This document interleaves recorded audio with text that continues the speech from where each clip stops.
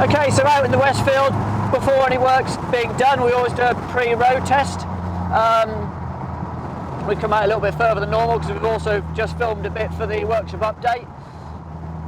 The engine is, it feels powerful. We're in a lightweight car. Obviously, power to weight ratio makes a big difference to how a car feels. But I just had a little power surge there. My foot did nothing, but the engine decided to cut back on power a little bit, which is quite often the case when these aren't mapped and set up properly. The other thing we've experienced, which I'll see if it'll do it again, is the erratic idle speed.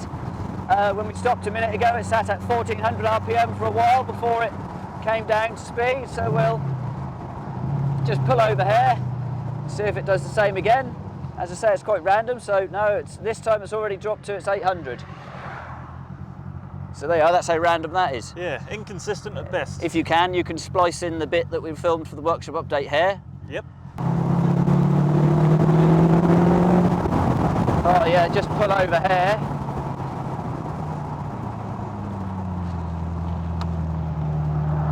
So we're currently idling at 1400 RPM, still 1400 RPM, and eventually it drops down, might get down to, there we are, there's its idle. It's a little bit rough as well. So there you are, you've just done that.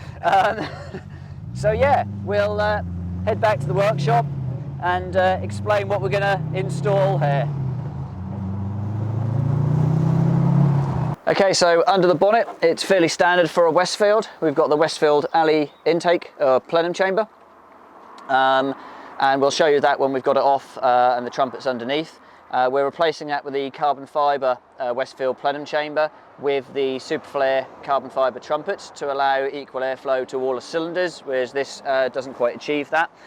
In addition to that, we're doing what we do with all two-wheel drive lighter cars with a 3.9 Range Rover injected engine in them, which is ignition upgrades, RPI amplifier, magna core leads, and then there's service items, cap, rotor, coil, making sure they're all in good condition, spark plugs as well. Obviously, we will do what we normally do, which is compression test the engine when the plugs are out before we actually start any work. And then obviously a Tornado ECU chip to make sure that the engine tune is correct for that lighter vehicle. So that's where we're going to gain that throttle response and drivability down the bottom end. And obviously in the ignition upgrades and the equal airflow to all cylinders, the misfire should disappear too. So we'll keep you updated, and this video will show the whole story. Okay, so Steve's removed the plenum chamber from the Westfield. As you can see, standard trumpets that are incredibly short, and I'll go into the reason why that is in a minute, but obviously it's not really doing anything for bottom end torque and drivability, which also affects throttle response as well. So that will be coming off and replaced with what we're now about to look at. The standard plenum here, it's going to be tricky to show, but basically the reason those trumpets are the height they're at is for the centre ones to avoid this air division plate that's been installed in here. That's been done, we believe, to try and direct some airflow to the back of the engine, the rear cylinders. Unfortunately though, if we look down the, hang on. If you keep it still, like yeah, if I keep it still, down here with the throttle disc fully open like that, air is going to get deflected. Hang on Steve, I'm going to adjust again. So this is the top, this is upside down at the moment, this is the top. The air travelling down here is going to try and naturally go to the lower section of the divider plate, which means the air going down the bottom here has nowhere to go and will deflect the air on the upper and create lots of turbulence in there and just not create very nice smooth airflow, which is what we want. So that's not ideal and probably one of the biggest issues with them. The carbon fibre trumpets that we're installing are a bit taller than that, which obviously means we'll gain a little bit more of that flexibility down the bottom end of the rev range, a bit more smoothness. And they're the Superflare trumpets that we use on a lot of the other engines as well. There's plenty of height in this plenum because there's no divider plate, and we also bellow some of the air out and around so it can get to the rear cylinders rather than having to have that divider plate to divert the air to the back. And as you can see here, which I'll hold still much easier because it's carbon fibre and far lighter, we've got quite a nice direct airflow there. So that's what we're installing and why. These trumpets on here look all the same length, however they sit at different heights in the trumpet base. So that's what Steve will now do, is remove that, fit the parts, and get it back on. Right, Steve's got the carbon fibre trumpets installed then. He has also transferred everything over to the throttle housing on the carbon fibre plenum. So it's now just a case of bolting this on here without trapping the TPS wires under it and plumbing it all up. Then we can move on to the ignition system. Okay, so Steve's got the induction hardware back on. The ECU has been chipped. So ignition system all installed now. We've checked the distributor over. Vacuum advance is good on that. Mechanical advance is okay as well. Magnetic leads are obviously installed with the NGK non-resisted spark plugs. Moving to the back of the engine, which isn't normal for us. We normally go to the front of the engine for the coil, but we've got the Bosch 12-volt coil and the Rpi ignition amplifier, so that's what's going to give us a bigger spark and a nice reliable spark from the Bosch coil as well. As you've seen time and time again with all of our Facebook posts, etc., that is our ignition system that we fit on all of our engines that run distributors. We can do the magnetic leads in black and red as well if you've got a red Westfield or want an original factory look with black leads. But that caps off the ignition section of this. So myself and Steve, not you Steve, other Steve, the one that we've told to not grunt in the background while he's taking some cylinder heads off another car. We are now going to go and do road setup, and then we'll go out and film the bit we've already filmed. Yep, because we didn't forget this bit. We didn't forget this bit at all. Nope. So, yeah, there we go. Let's get to the next bit. Okay, so Steve's got the carbon fibre plenum on. Obviously, everything is buttoned up on this. We've been down the road a few times, just getting everything dialed in, ignition timing, the idle settings, etc.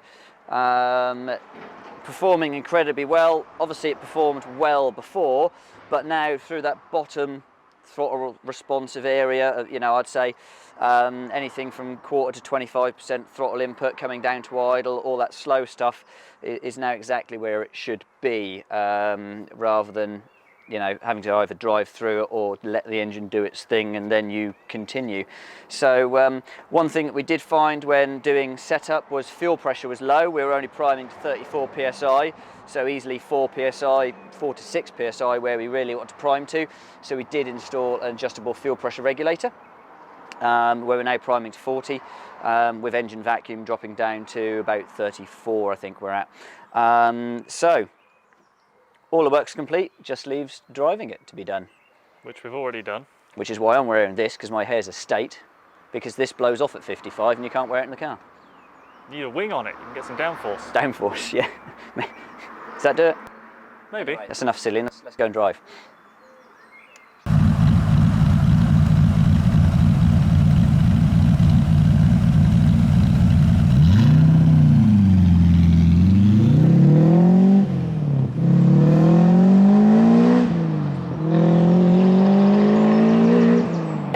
So, as you've already picked up from the passenger seat, Steve, it's so much smoother. A lot smoother down the bottom end. So much nicer to drive because, I mean, although it got up and went, you know, as soon as you asked it to previously, you don't have to really use the throttle pedal to just accelerate very slightly or maintain a cruise speed. You're not having to work the throttle at all, and the engine's doesn't feel like it's got that misfire that it kind of felt it had. So yeah, all of the work has done exactly what we felt it would, and what it has in the past whenever we've previously worked on these. So we'll just go out, do a couple of bits of filming. We're also just double checking that the car comes down to a nice steady idle speed when we pull over. So we'll yeah, just get that on film as well. I'll abandon you somewhere, I reckon. Probably, and I have to fight my way out of the harness again. Normally do, yeah. And yeah, lovely, lovely result. Really nice Westfield to drive now.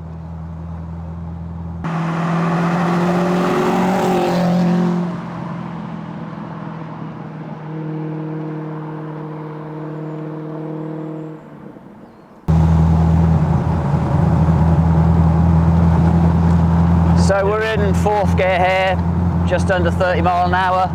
I'm just going to very gently just breathe on the accelerator pedal, and the engine instantly is responding, picking up exactly what I'm telling it to do. It's not fighting me like it was previously, although it's not a big fight, but it's definitely there previously, whereas now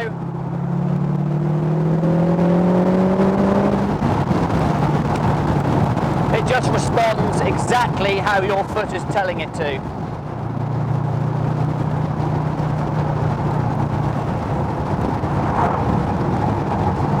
Just come down to idle here.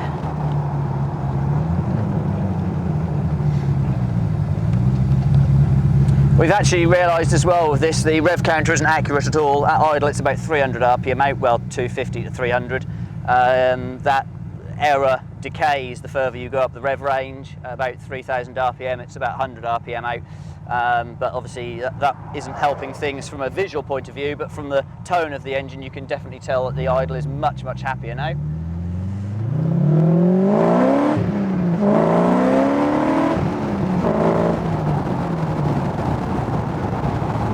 It'll do. It definitely responds well, which, as I said previously, you know, always had that get up and go. I think this engine's got a sporty cam in it. You can certainly hear it tick over. There is something there with the cam. Everything's firing nicely. The engine's burning its fuel well. Yeah, but it always did have that get up and go, but it's a hell of a lot more refined now at the top end as well, and certainly through the bottom to mid-rev range where we were really looking for those gains. And that better idle is a deer in the road. Always look out for more, I was told. Yeah. Rover V8's good for nature. Yeah. Yeah, so I lost my train of thought then. Was not expecting to see a deer in the middle of the day. Expect the unexpected always, especially when driving a Westfield. Well, I pretty much know what to expect in a Westfield. Yeah. Especially after we've fixed them. Obviously it'll do the 1st to 5th. We'll just demonstrate that now. So we're at 15 mile an hour in 5th. 20, I'm not on the pedal very much, 25, 30, I'm on the pedal now, 35, 40, 45, 50. There's a junction coming up, so I'm not going to do 60. But there you go. Does everything we knew it always would, and probably better. Well, we'll call this another success then. I reckon so. And yeah, go back to the workshop. We've just got to film the bit that was before this if you've just watched it. Yep, because that's how we do things. That's how we do things. We also knew it wasn't raining right now, so yeah, important to get out when you can. So that concludes this Westfield video. Or, if you're watching us as part of the workshop update, we'll now go on to something else.